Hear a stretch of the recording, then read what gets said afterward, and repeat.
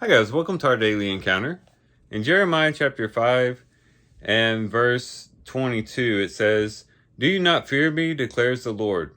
Do you not tremble in my presence? For I have placed the sand as a boundary for the sea, an eternal decree, so it cannot cross over it. Though the waves toss, yet they cannot prevail. Though they roar, they cannot cross over it."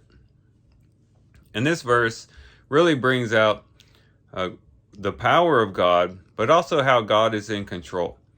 The people of Judah should have been fearing the Lord. They should have been placing reverence towards the Lord because of the fact that the Lord is in control and the Lord is powerful.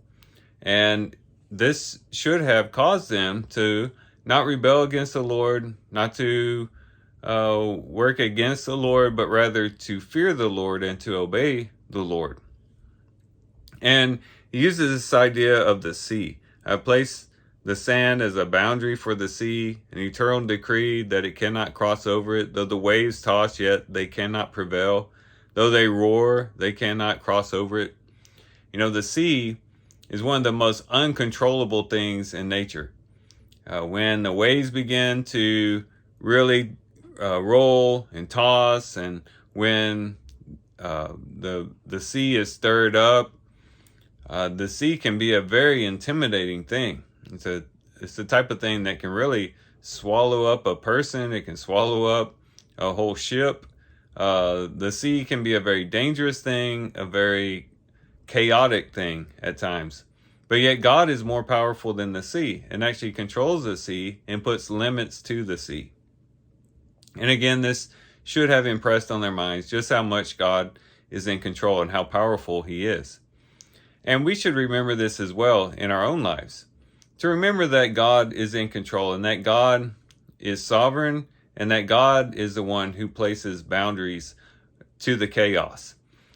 This can do for us what it should have done for them, and that is cause us to want to all the more be subjected to the Lord, to submit to his will, to know that he's the one that's in control. He's the one that calls the shots, not me.